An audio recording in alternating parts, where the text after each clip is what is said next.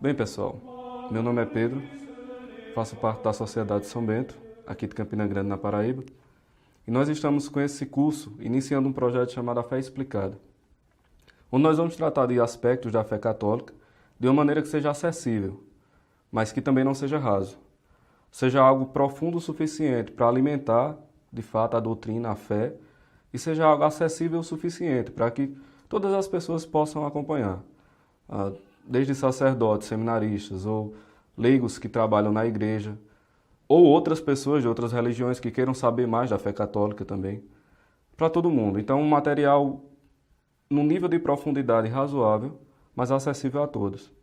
Por uma questão devocional, e vocês vão compreender bem o motivo disso aqui quando nós estivermos dando o resto da aula, nós vamos iniciar esse projeto com a aula sobre Nossa Senhora. Introdução à devoção mariana. Isso vai ser essencial. Por quê? Nós vamos ver sempre que o triunfo de Nossa Senhora precede o triunfo de Cristo. Então não há como levar a mensagem de Cristo propriamente sem levar em consideração a grandeza da Virgem Santíssima, sem colocá-la à frente. Então, é claro, há vários outros temas que nós vamos abordar. Essa daqui vai ser uma série contínua sobre missa, sobre música litúrgica, sobre os próprios dogmas marianos, sobre resposta às críticas protestantes, sobre a relação do catolicismo com o espiritismo, que é tão misturado no nosso país, e outros temas que são tão próprios do cotidiano do povo católico de hoje. Mas nós vamos iniciar com esse, a devoção à Virgem Santíssima. Já é uma demonstração da fé, daquilo que nós vamos explicar. É uma demonstração prática daquilo que nós vamos mostrar aqui teoricamente. Por isso nós vamos começar esse projeto, A Fé Explicada, com esse curso de introdução à devoção mariana.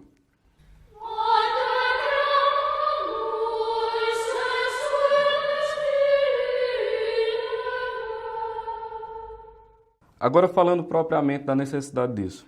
Por que um curso de introdução à devoção mariana? Perceba, a maioria das pessoas até tem uma devoção à Virgem Santíssima, né? O católico médio, o católico comum, tem uma devoção à Virgem Santíssima.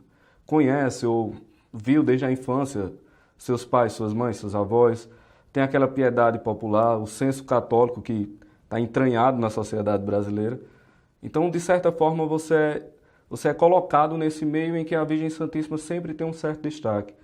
Só que a maioria da fé do Brasil com relação a Nossa Senhora, do católico médio, como eu falava, é uma fé muito baseada no sentimento. Ou seja, é uma piedade quase por costume, não por razão. Você pergunta a maioria das pessoas que tem uma certa devoção a Nossa Senhora, por que isso acontece? Poucas saberão dar razão à sua fé. Então, visando isso, nós estamos aqui exatamente para infundir um pouco de doutrina, a piedade que já é natural do povo. Porque se a gente ficar numa fé apenas cravada pelo sentimento, qualquer outra razão que for dada que nos desvie um pouco do sentimento também vai nos tirar a fé. Claro, o sentimento ele é volúvel, o sentimento ele flui. Então, ele não é tão firme, tão sólido. O ideal é que a fé seja de fato encandecida por esse sentimento, essa piedade, essa devoção. Mas ela também seja alicerçada na razão, até porque tudo que Deus faz é reto, ordenado e Ele é a sabedoria perfeita e infinita. De modo que não existe nada na providência, não existe nada na história da salvação que não tenha sólida razão na sabedoria divina. Para falarmos da Virgem Santíssima, não vamos começar agora, pontualmente, tratando de algum aspecto mariano. Logo, a maternidade divina, ou a Imaculada Conceição, a Virgindade Perpétua, ou algum dos outros aspectos que tocam a Virgem Santíssima. Vamos recuar um pouco, para embasar bem, ok? Então, nós vamos falar primeiro das grandezas de Maria a partir de 3 concepções. Como verdade revelada, as consequências disso e a harmonia de cada verdade revelada, uma com a outra e com o resto da história da redenção. Então, primeiro, o que é uma verdade revelada? Ora, a fé católica, ela diz logo no início do catecismo, o homem é capaz de Deus. O que é que isso quer dizer? A igreja ensina que, através da luz da razão natural, o homem é capaz de chegar ao conhecimento de Deus. Ou seja, a história de que a crença em Deus é um mero aspecto de fé, é um mero aspecto do coração, quase um sentimentalismo ou alguma criação da imaginação. Não, isso não é a visão católica, de modo algum. O que o catecismo diz é claro: as luzes da razão natural são capazes de chegar ao conhecimento de Deus. E o catecismo diz que a razão natural é capaz de perceber Deus a partir de duas coisas. Primeiro, contemplação das coisas criadas.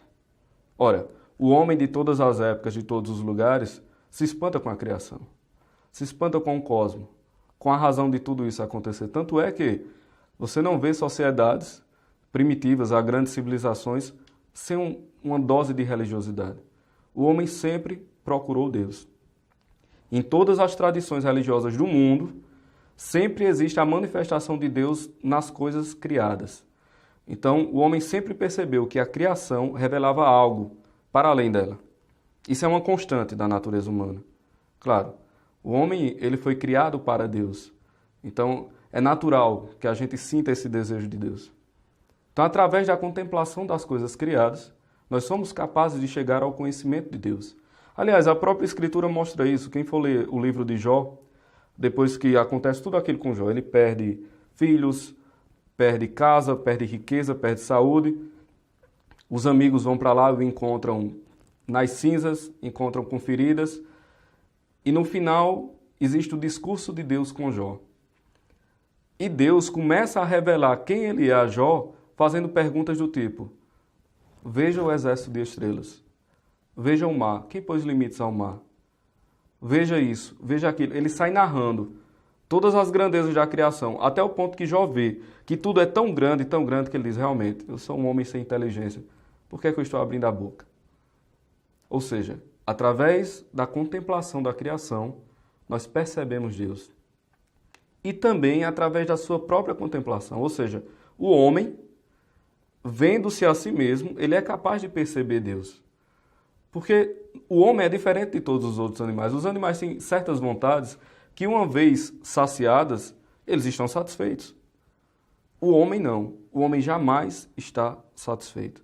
Existe algo dentro do homem que não se satisfaz com absolutamente nada desse mundo. Nada. E é isso que Santo Agostinho diz lá no início das Confissões, quando ele diz: fizeste-nos para ti, Senhor, e o nosso coração anda inquieto enquanto não repousar em vós.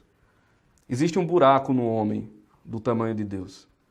O homem sempre vai buscar algo para além daqui, de maneira certa ou errada, mas ele sempre vai buscar. Então, a partir da contemplação das coisas criadas e a partir de seu próprio estado espiritual, o homem é capaz de intuir e de perceber a divindade. É isso que o catecismo diz. Ocorre que essa percepção tem limites. O homem não é capaz de perceber verdades como, por exemplo, o mistério da encarnação, ou o mistério da trindade, ou as relações dos anjos, ou a existência dos anjos. O homem não é capaz de intuir isso a partir da mera observação. Então, o que acontece? Deus revela-se ao homem. Isso aqui é fantástico. Deus, por um ato livre de sua vontade, ele dá ao homem o conhecimento de si mesmo, que no final das contas é a própria felicidade, porque Deus é o princípio de todas as coisas boas. Não existe absolutamente nada que seja bom que não esteja em Deus. Se a gente acredita que existe algo que é bom e que não está em Deus, nós estamos completamente enganados. Na verdade, aquilo é um mal disfarçado de bem. Porque todo bem, toda felicidade, tudo provém diretamente de Deus. Deus é bom e nele não há mal algum. Habita em luz inacessível. Não existe maldade em Deus, absolutamente. Então, Deus, sendo infinitamente bom, e numa explosão de amor, ele quer se revelar ao homem. Aliás, o catecismo diz o seguinte, eu vou ler aqui para vocês e a gente comenta. Diz assim, lá no seu parágrafo 50. Pela razão natural, o homem pode conhecer Deus com certeza a partir de suas obras, o que nós já estávamos comentando antes. Mas existe outra ordem de conhecimento, que o homem de modo nenhum pode atingir por suas próprias forças, a da revelação divina. Por uma vontade absolutamente livre, Deus revela-se e dá-se ao homem. Ou seja, o próprio fato de Deus revelar de sua intimidade para nós já é um ato de bondade. Ele não precisaria fazer isso. E o catecismo é claro quando diz que Deus, de modo absolutamente livre, ou seja, por puro amor, ele faz isso. E falo revelando o seu mistério, o desígnio benevolente que desde toda a eternidade estabeleceu em Cristo, em favor de todos os homens. Revela plenamente o seu desígnio, enviando o seu Filho bem-amado, nosso Senhor Jesus Cristo e o Espírito Santo. Ou seja, eu falei aqui antes e o catecismo condensa. Quem tiver curiosidade, vá lá ao parágrafo 50, logo no início do catecismo.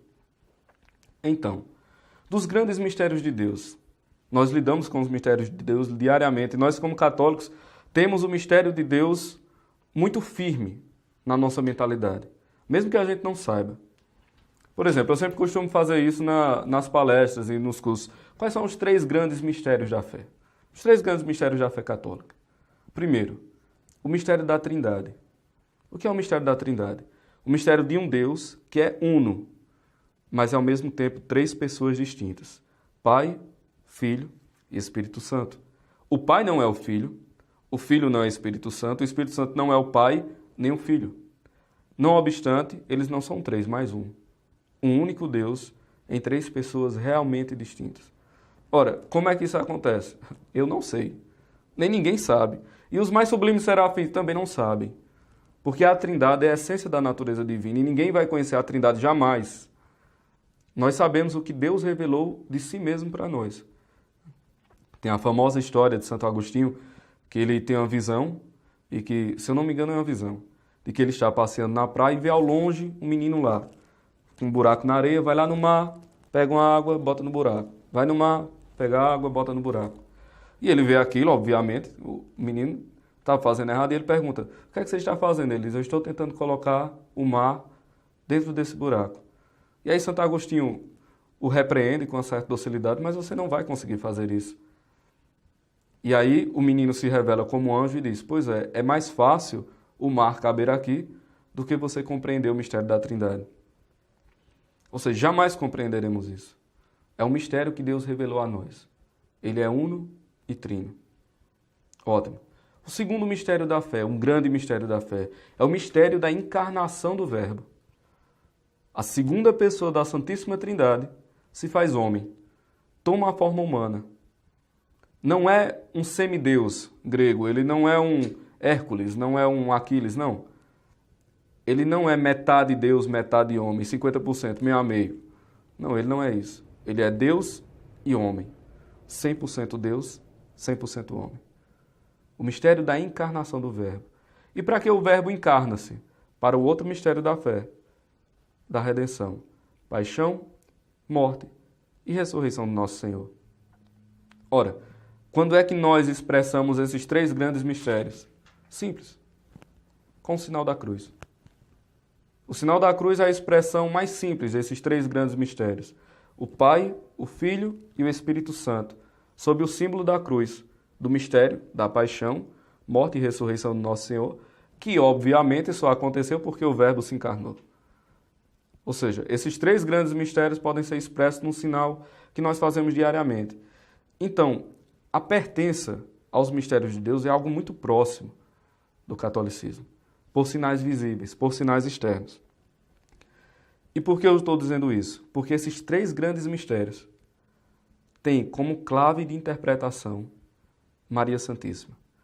Ou seja, a partir da contemplação da Virgem Santíssima, desta criatura, toda bela, toda perfeita, toda pura, a doce Maria, a partir da contemplação dessa criatura, nós podemos interpretar o mistério da Trindade, da encarnação, da paixão e morte e ressurreição de Nosso Senhor.